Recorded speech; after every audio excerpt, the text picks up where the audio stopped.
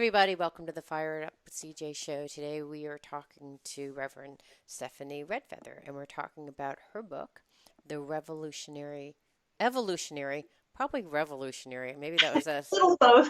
yeah, The Evolutionary Empath, a practical guide for heart-centered consciousness. Thank you so much for being here. This has been really fun, just getting some good ideas on something that I feel like when I read through your book, you're talking about traits of an empath, and I really related to those. Can I take a couple minutes describing these because I thought that Please. these were great. So you talk about okay. Where are they? Okay, so The five qualities. empaths Yeah. often struggle with the following challenges: drawing boundaries, which we talked about in the previous segment, experience codependent relationships, feeling overwhelmed, taking on everyone else's emotions, standing up for themselves or saying no, addiction to alcohol, drugs, food, sex, or patterns of behavior, feeling extremely sensitive to any amount of disharmony in their environment, being overstimulated from noise, light, sense, or too much information, achieving adequate self care and energy hygiene practices. And they also may have the following qualities: strong intuition or psychic abilities, perceive subtle energies, predisposition toward paranormal experiences, can tune into other people's emotions, all the different clairaudience, clairvoyance, ease in astral traveling, communication with animals, um, a desire to serve, support, and heal others, and a sensitivity to energy of everything in their environment. And that pretty much sums up the characteristics. And you have some more things in your book about the five um, five traits. I can't seem to find it right now in my book, but since you wrote the book, I'm sure you can tell me the five qualities of an empath. Yes, Um, it's on page 71. yes. Yes. So tell us a little bit about the five qualities of an empath and why this even matters. Like, why does why is it important to know for an empath and why it matters? But start off, I guess, if you could, with the qualities of an empath. Yes, yes. And I'm going to refer to my book just because sometimes my brain goes blank and you'd think being the author I'd have them memorized, but I'm just going to have them here. You'd think being the person interviewing I could talk, but somehow that's also not happening today. So I get it. Uh, well, let me just say that when I sat down to write this book, my spirit guides gave me only one directive, and that was Mm, create a definition.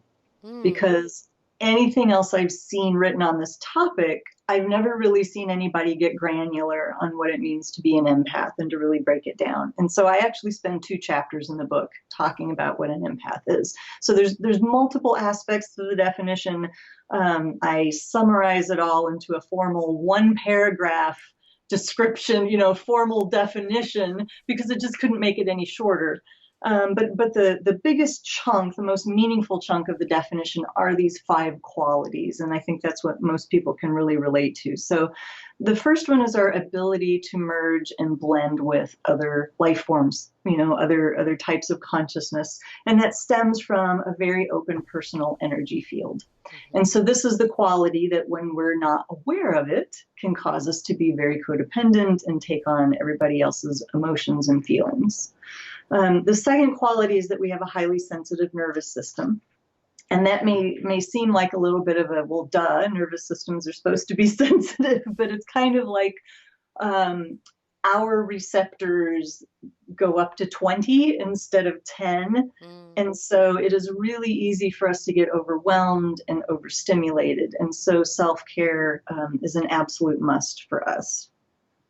The third quality is that we have a great sensitivity to the energies around us and an ability to perceive or access subtle energies stored in the life, the field of other life forms. And so this is the quality that causes us to people who are mediums, people who are psychics, people who are medical intuitives, people who tend towards the paranormal or animal communicators, being able to communicate with with, because the whole world is sentient and communicating. And we tend to pick up on or receive or hear those communications, connecting with the dead, with angels, just that whole realm of multi-dimensional energies. The fourth quality is the premium that we place on peace and harmony. And that's in our life, that's in our body, that's in our relationships. And so again, when we're not aware of this quality, it can tend to make us doormats. We acquiesce to what everybody else wants. We don't want to rock the boat because we'll do everything we can to keep the peace and make sure everything is happy and harmonious. And the fifth quality is our big open hearts and a desire to serve others. And so, many empaths tend to be in professions of service of some sort, or, so many people in my tribe are energy healers and massage therapists and nurses and healthcare workers and other therapists. And, but I was in the Air Force for 10 years. So clearly there are empaths everywhere. Yeah, in banking and engineering and, all of these sorts of things. And that big open heart piece can also predispose us towards putting everybody else first and putting ourselves last on the list if we're not careful. Well, when I was reading your book, I was like, Air Force Lieutenant? What? I was like, where? or sorry, U.S. Air Force Second Lieutenant. I was like, what? Yeah, I was a captain when I got out. And I thought, oh, okay. And then you proceed by talking about the process of suppression. And embracing and both and rejecting societal messages. So I wanted to talk to you a little bit about, what are the societal messages? You talk about a lot of things, ridiculed. You're talking about in your book, and I was like, yes, yes, yes, yes to all these things. But judged or misunderstood, yes. Ridiculed by family, yes. Rule breakers, yes. Black sheep, yes. Too sensitive, yes. Living in a dream world, yes. Mentally unstable, I don't know. Some would argue yes, but I tend to think maybe.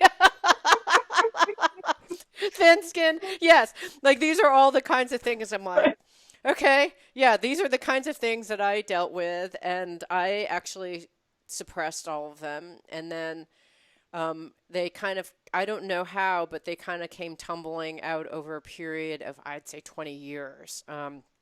So, and it was to make my peace with some of this of being a suppressed empath. How did you make your peace with it, and how did you move from being a Air Force second or captain to being an empath with this like shamanic school and minister? Right. Yeah, it's a bit of a 180 to say the least.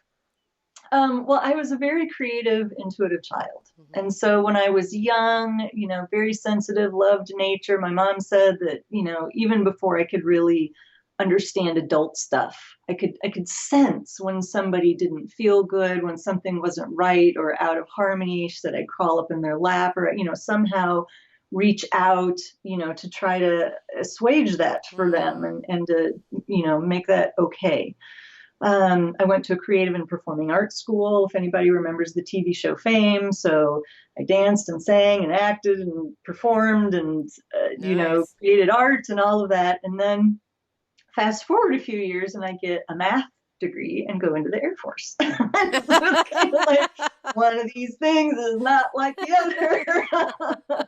And Totally of course, relate. what ensued in that, what I'm leaving out, which is a whole nother hour interview, is, my parents' divorce and the entrance of my stepmother into the equation and living with my dad and stepmom during high school, and just the process of how, looking back in hindsight, if I could graph it, from the beginning of high school to the end, the feminine expression going down and the masculine expression going up to the point where it was time for me to start making decisions about my adult life and what I wanted to do. My feminine had been put away for many years, and my heart had been banished from the decision-making table. It was all logic, left brain, masculine, that was running the show.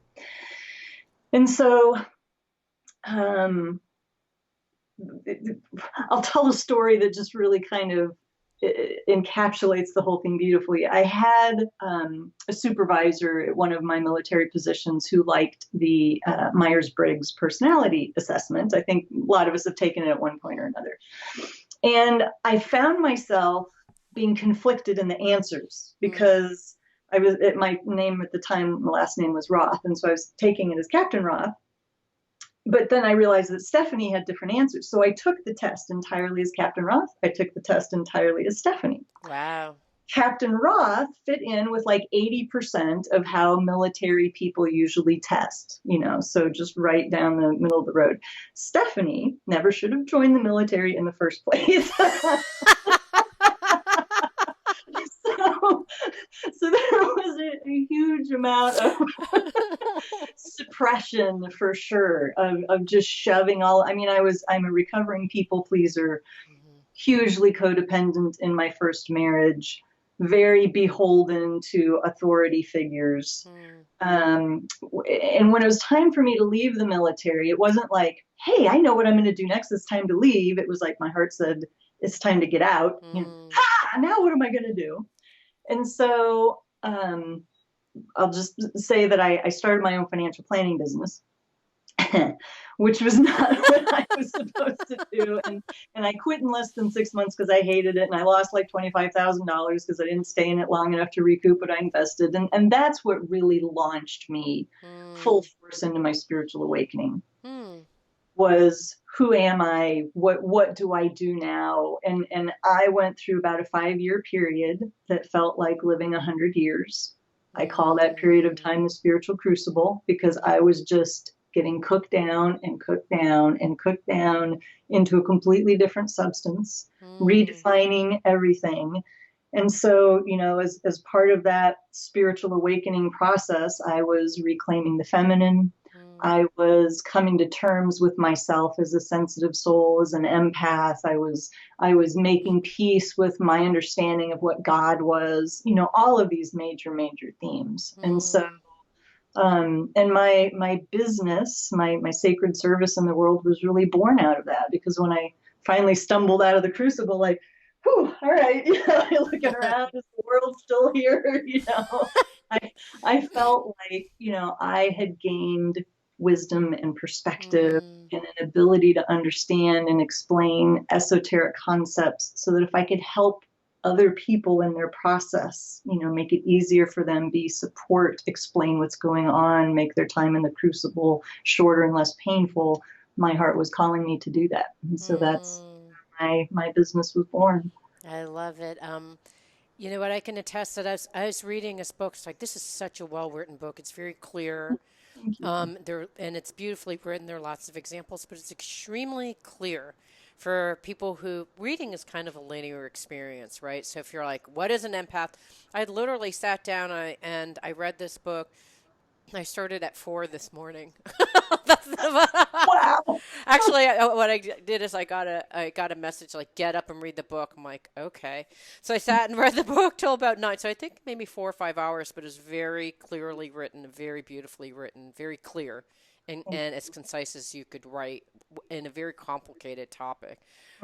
So all of that training that you got from the military, it all kind of comes back in ways that you don't expect, but it was very, very clear. So we've been talking to Reverend Stephanie Red Feather about being an empath and how a lot of us potentially suppress our gifts. And in the next segment, I want to talk about those gifts and the world calling and mission that we have for bringing those gifts forwards. The Evolutionary Empath, Reverend Stephanie Red Feather. Thank you so much. It means so much to me that you're listening to the show, and would love your support in any way by giving me comments below, or to subscribe to the show or share the show with friends. Thank you again for your support. Love and blessings.